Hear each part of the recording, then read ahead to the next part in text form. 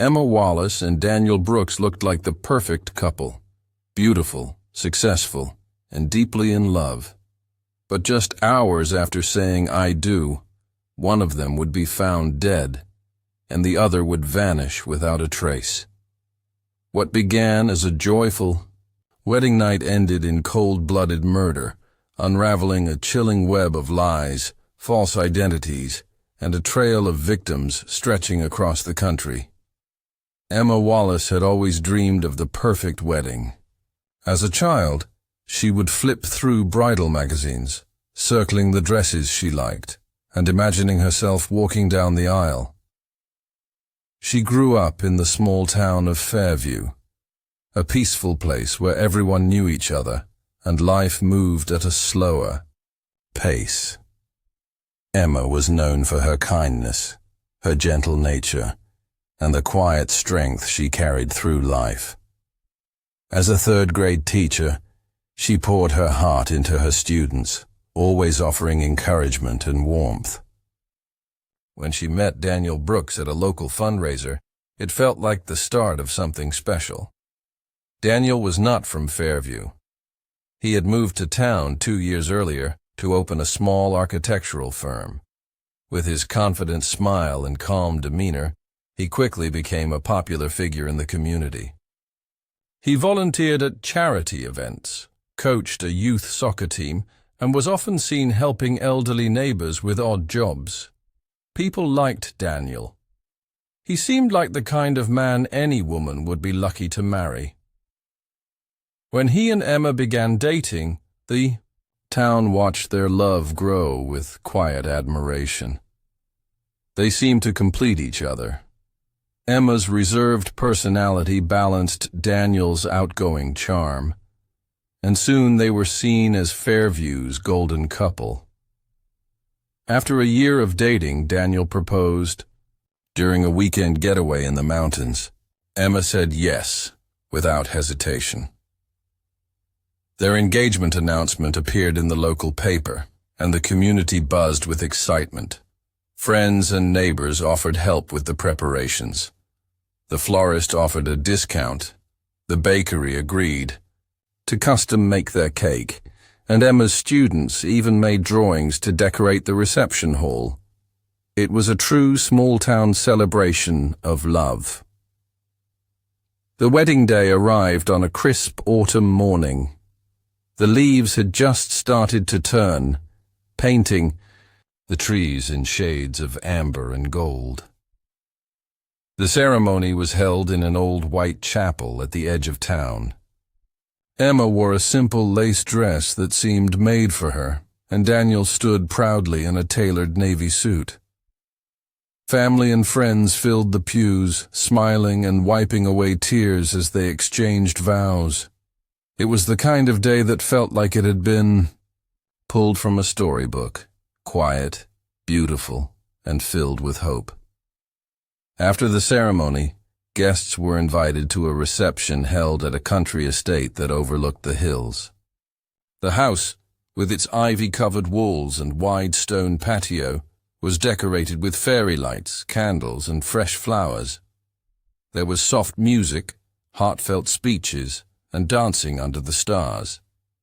Emma and Daniel shared their first dance to a classic love song, their movements slow and effortless, as if nothing in the world could touch them in that moment. Everyone agreed it was one of the most beautiful weddings they had ever attended. The atmosphere was joyful, almost magical. As the evening wore on, laughter echoed across the patio, and guests toasted to the couple's happiness. Emma looked radiant, smiling in every photograph, holding Daniel's hand tightly. He, too, seemed happy, relaxed, confident, and fully present. No one could have guessed what would happen just hours later. As the reception drew to a close, the couple thanked their guests and said their goodbyes. They climbed into a vintage car that had been borrowed from a friend and drove off toward the inn where they would spend their wedding night. Friends waved, cheered, and threw flower petals as the car disappeared down the country road. Everyone believed they were heading into a life of joy and stability. They had no idea they would never see Emma alive again. The inn they checked into was a charming, historic building just outside town. The honeymoon suite had a canopy bed, a fireplace, and a view of the lake. A bottle of champagne was chilling in a silver bucket, and a note on the table read, "Congratulations to the perfect couple." Everything had been arranged to reflect love and celebration. It should have been the beginning of a new chapter, filled with dreams and shared promises. But as the sun rose the next morning and the newlyweds failed to appear for breakfast, something began to feel wrong. The staff waited, thinking they might simply be sleeping in after a long night of celebration. When noon came and there was still no sign of them, someone was sent to knock on the door. There was no answer. A hotel manager used a spare key to open the room, expecting to find the couple resting. Instead, what they found would shock the entire town. Emma's body lay still on the bed, her skin pale. The joy of the previous day erased in an instant. Daniel was gone. No note, no explanation, just silence and confusion. The room, once filled with the echoes of a wedding night, now held only a chilling stillness. Fairview woke up that day to something it had never known before: fear. The perfect love story had turned into a dark mystery overnight, and no one could understand how or why. A town that had come together to celebrate was now left with questions that no one could answer. The happiness that had filled the chapel and the reception hall was replaced with dread. And as the investigation began, people would soon learn that the truth behind Emma and Daniel's marriage was far more disturbing than anyone could have imagined. The discovery of Emma Wallace's lifeless body on what should have been the happiest morning of her life sent shockwaves through the town of Fairview. It was the kind of tragedy that seemed impossible in such a peaceful community. The staff at the inn, still shaken, immediately called the police. Within minutes, the building was sealed off, and officers began carefully documenting the scene. The room, once filled with symbols of love and celebration, had become the center of a disturbing mystery. Emma's body was found on the bed, lying on her side, still dressed in the delicate nightgown she had likely worn for her wedding night. There were no visible signs of violence, no wounds, no blood. At first glance, she looked like she might be sleeping, but the cold stillness of her body told a different story. The champagne bottle remained unopened in its bucket. 2 glasses had been set on the table nearby, but only one appeared to have been used. Beside the bed, a wine glass lay shattered on the floor, red liquid staining the white carpet beneath it. A broken necklace, the same one she had worn during the reception, was found just inches away. Daniel Brooks was nowhere to be found. His belongings were still in the room, his wallet, his overnight bag, even his phone, but the man himself had vanished. There were no signs of forced entry, no windows were broken. The door had been locked from the inside when staff first tried to enter. Surveillance footage showed the couple arriving at the inn late that night, smiling and holding hands. No one else was seen entering or leaving the room after that. The autopsy confirmed what investigators began to suspect. Emma had been poisoned. The toxicology report revealed traces of a rare but fast-acting substance in her system. It had likely been mixed into her wine. The dose had been high enough to kill her within minutes. There were no defensive wounds on her body, no evidence that she had even realized what was happening. She had simply closed her eyes and slipped away. The news spread quickly, and the town of Fairview was plunged into disbelief. The couple that had seemed so perfect, so happy, was now at the center of a horrific crime. Daniel's sudden disappearance cast a dark shadow over everything. It didn't take long for suspicion to fall on him. The authorities issued a statewide alert and began searching for the missing groom. The idea that he might have harmed the woman he had just married was unthinkable, yet the evidence was hard to ignore. Emma's family was devastated. Her parents, who had danced with her only hours before her death, were left with a crushing grief that words could not express. Friends struggled to make sense of what had happened. No one could recall a single moment during the engagement or wedding that suggested anything was wrong. Daniel had never shown signs of anger or instability. He had always been attentive, respectful, and seemingly in love. As police began looking deeper into Daniel's background, strange inconsistencies started to emerge. His college records were incomplete. References listed on his resume turned out to be unreachable or non-existent. The architectural firm he claimed to have worked for before moving to Fairview denied any record of his employment. It was as if parts of his past had been fabricated. What had once seemed like simple oversights now appeared deliberate. Detectives visited Daniel's apartment hoping to find answers. The apartment was neat and organized, but when they opened a locked drawer in his desk, what they found only raised more questions. Inside were several IDs under different names, passports from multiple countries, and envelopes filled with cash. There was also a set of documents that outlined a large life insurance policy taken out on Emma just weeks before the wedding. Daniel had listed himself as the sole beneficiary. These findings shifted the investigation from a missing person case to something much darker. It began to look less like a crime of passion and more like a well-planned act of deception. Daniel had not just run away in panic. He may have been executing a calculated plan all along. The public responded with shock and outrage. People who had attended the wedding began to replay the evening in their minds, wondering if they had missed something. Some look, some word, some moment that hinted at what was coming. But there was nothing. Daniel had smiled. He had danced. He had kissed Emma's hand as they walked out into the night. It had all seemed real. In the days following the murder, investigators interviewed dozens of people who knew the couple. None could offer any explanation. Emma had been excited about her future.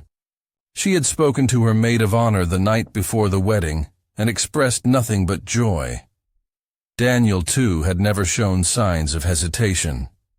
He had helped plan every detail, from the menu to the flowers, and had appeared proud to marry her. But now the puzzle pieces painted a far more disturbing picture. If Daniel had planned this from the beginning, it meant he had deceived not just Emma, but everyone around him.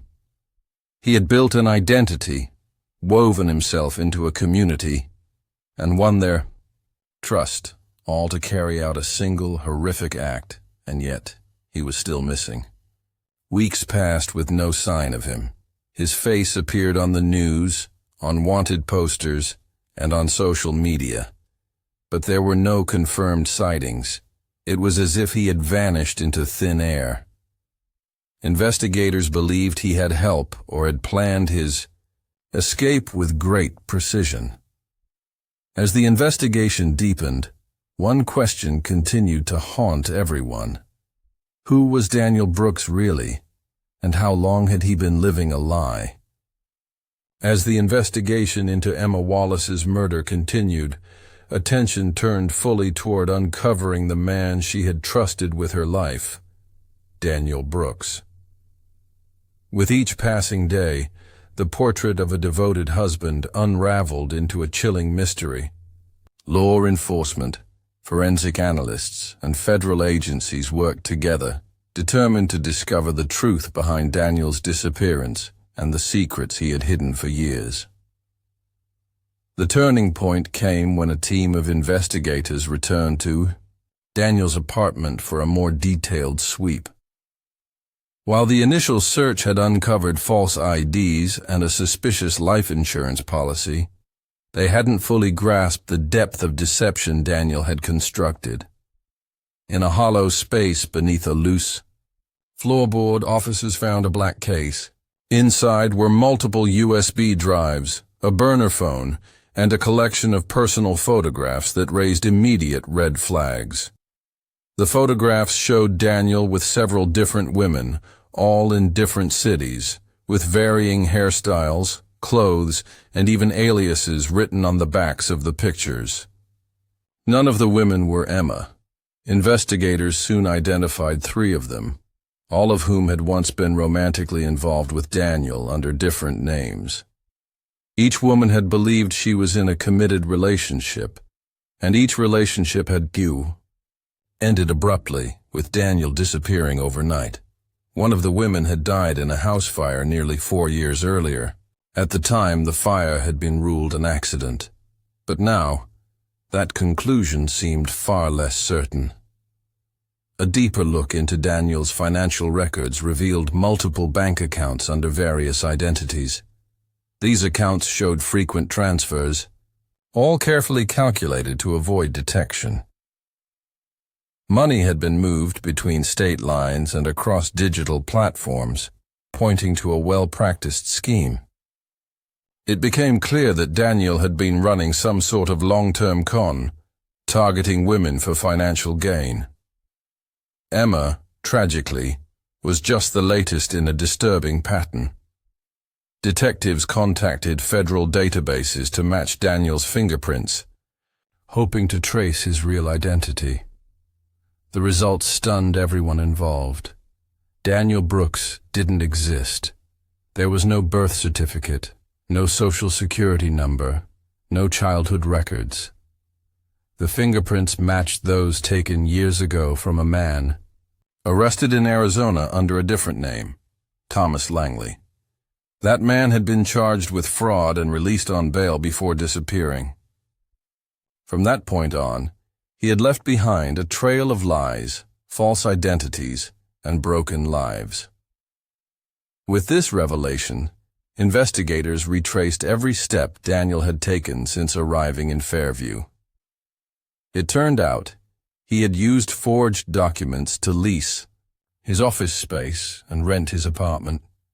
His references were fake, and even his college degree was fabricated. The charming architect that everyone had trusted was nothing more than a master manipulator. His presence in Fairview had been part of a carefully crafted plan. Emma's family struggled to come to terms with the truth. They had welcomed Daniel into their lives, trusted him with their daughter, and never once suspected a thing.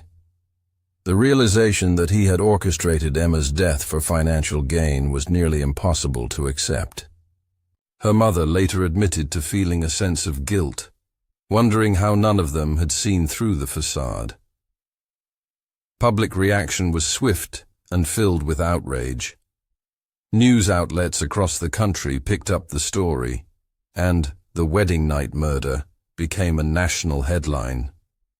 Online forums exploded with theories, and amateur sleuths tried to piece together Daniel's past using digital breadcrumbs. Some speculated he had killed before. Others believed he was part of a larger network of con artists. But what remained clear was that Daniel, or Thomas, or whoever he truly was, had mastered the art of disappearing. A federal task force was created to track him down. They analyzed every connection, every transaction, every piece of evidence left behind. Meanwhile, Emma's murder prompted renewed interest in the death of the previous girlfriend. whose house had burned to the ground under strange circumstances. Investigators reopened that case, now believing it had been part of the same twisted pattern. Through interviews and public appeals, detectives learned that Daniel had a specific way of gaining trust. He presented himself as successful but humble, generous yet private. He was always careful not to share too much about his past.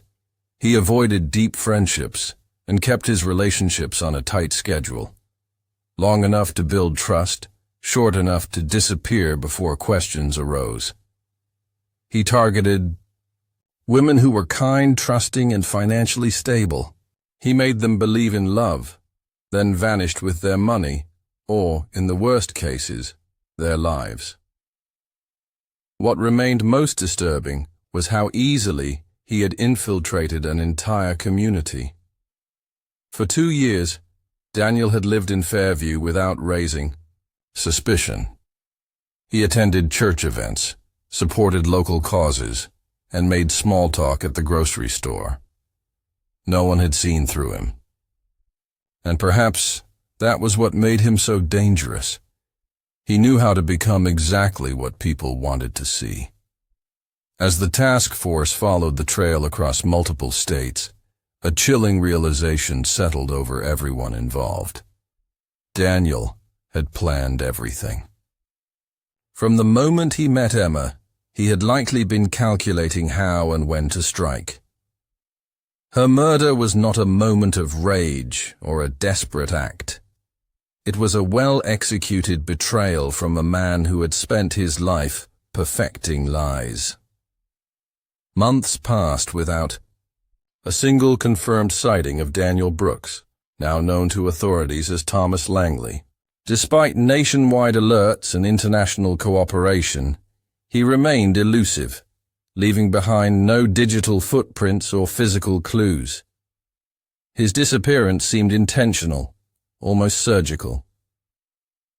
The wedding night had been his final act in Fairview, and he had vanished into the shadows with the precision of someone who had done it before.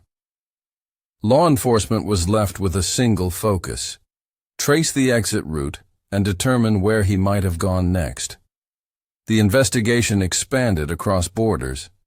A tip came from a car rental agency 2 towns away, reporting that a vehicle matching Daniel's description had been returned in the early morning hours after Emma's death. The car had been wiped clean of fingerprints, but surveillance footage captured a man wearing a baseball cap and sunglasses dropping it off.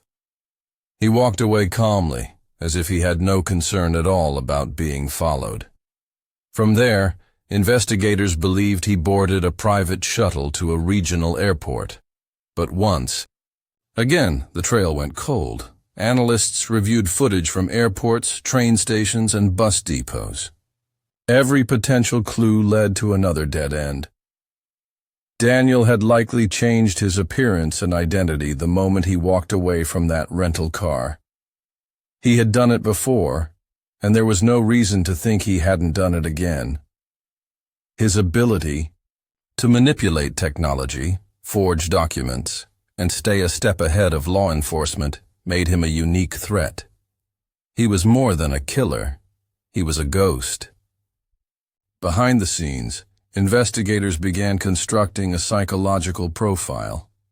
They believed Daniel had a clear motive rooted in control and profit. He didn't kill out of impulse or hatred.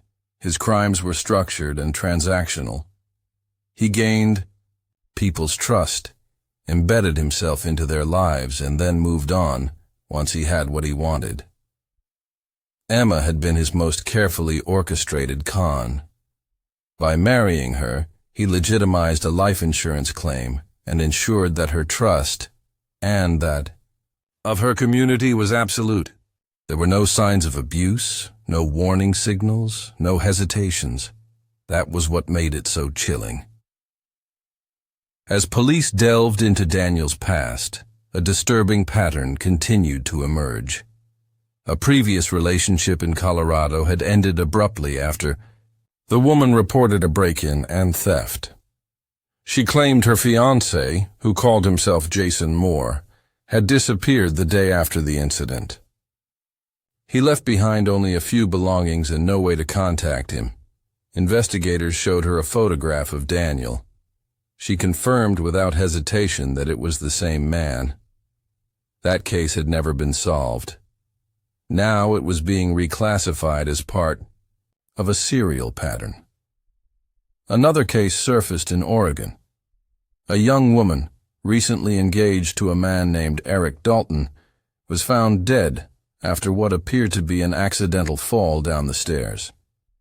At the time, it was ruled a tragic accident. But now, with Daniel's past in the spotlight, the similarities were impossible to ignore.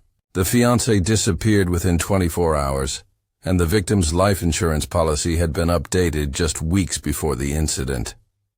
Again, Daniel's face was matched to that fiancé. The deeper they dug, the more cases surfaced. Each one followed. The same formula: charm, trust, isolation, control, and sudden disappearance. His method wasn't loud or messy. He didn't use weapons or force. He used time, patience, and psychological manipulation. By the time his victims, or their families, realized something was wrong, he was already gone. Back in Fairview, the community was still in mourning. Emma's funeral had drawn hundreds of people, many of whom still struggled to believe she was really gone. Her students had left drawings at her grave. Her parents remained devastated, caught between sorrow and disbelief. They were active in raising awareness, participating in interviews and public appeals, hoping someone somewhere had seen the man who had destroyed their family. Despite the pain, they were determined not to let Emma's story fade into silence. Pressure mounted on law enforcement. The media called Daniel the wedding night killer, and documentaries began to take an interest in his story. Public fascination grew, fueled by the idea that a man could lie his way into someone's life so thoroughly that not even a wedding night brought out the truth. Still, no one knew where he was. The manhunt continued, now spanning multiple countries. Authorities believed he had likely assumed a new identity and possibly started the process again with a new victim. A break finally came 6 months after the murder. A financial analyst flagged a suspicious life insurance inquiry made by a man in Florida under the name David Randall. The policy mirrored the same structure as Emma's, with the same legal language and signature style. Investigators were sent to the address tied to the account. The house was recently rented, and a woman lived there with her fiancé, who fit Daniel's description almost exactly, though he now had dyed hair and glasses.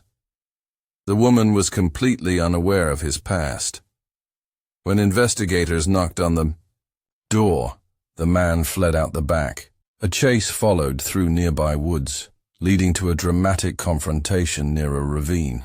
Daniel slipped and fell into a shallow creek, where he was quickly surrounded and taken into custody. He refused to speak, even as officers read him his rights. He remained calm, silent, and completely in control, until they mentioned Emma's name. For the first time, his composure cracked, if only for a second. The arrest brought relief to Fairview and to the families affected by his crimes.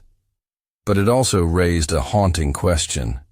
If Daniel hadn't been caught this time, how many more victims would there have been?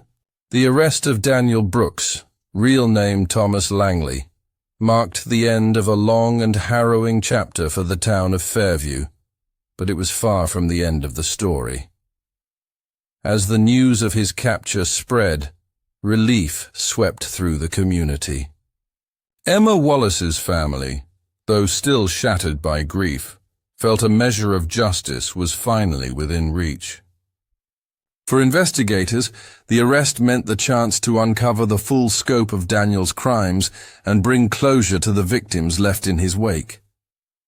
He was extradited to the state where Emma had been murdered, placed under high security, and charged with first-degree murder, fraud, and multiple counts of identity theft. The evidence collected over the months formed a solid case. Authorities had his fingerprints, forged documents, financial records, false identities, and most damning of all, the life insurance policy he had taken out on Emma just weeks before the wedding. Prosecutors were confident. They had the motive, the method, and now the man himself. In the courtroom, Daniel remained largely expressionless. He rarely made eye contact and refused to answer most questions. He showed no remorse, no hint of guilt, and no emotional reaction as prosecutors detailed his elaborate deception and the cold-blooded murder of a woman who had trusted him completely. His legal team attempted to portray him as mentally ill, but forensic evaluations showed he was fully competent. His crimes were not the actions of someone in a psychological break. They were the result of calculated manipulation and long-term planning. During the trial, Emma's family testified about her life, her dreams, and the devastating loss they now lived with. Her parents described the joy they had felt during the wedding. How they had watched their daughter walk down the aisle, unaware that her new husband had planned to kill her before the sun rose again. They spoke through tears about the quiet strength Emma had carried, how she had devoted herself to teaching, and how her absence had created a void that could never be filled. Witnesses from other states came forward to share their own experiences. Women who had once loved Daniel under different names told their stories in court. One woman recounted how he had convinced her to take out a loan to invest in a fake business. Another revealed how he had vanished the night after proposing to her. Their testimony painted a picture of a man who had spent years perfecting his lies, exploiting emotions, and leaving destruction behind him. The most shocking moment of the trial came when prosecutors introduced a pattern of previous suspicious deaths. Though Daniel was not officially charged in those cases, the evidence showed that at least 2 women he had been involved with had died under unexplained circumstances. One in a fire, another in a fall. In both cases, Daniel had been the last person seen with them. Both women had recently updated their life insurance policies. Though he was not convicted for those deaths, they added weight to the argument that Emma was not his first victim, only the most publicized. After weeks of testimony, cross-examinations, and emotional statements, the jury deliberated for just 2 days. The verdict was unanimous, guilty on all counts. Daniel Brooks, also known as Thomas Langley, and at least 5 other aliases, was sentenced to life in prison without the possibility of parole. The judge called his crimes a betrayal of the most intimate kind and described him as a predator who used love as a weapon. The sentencing brought closure, but not peace.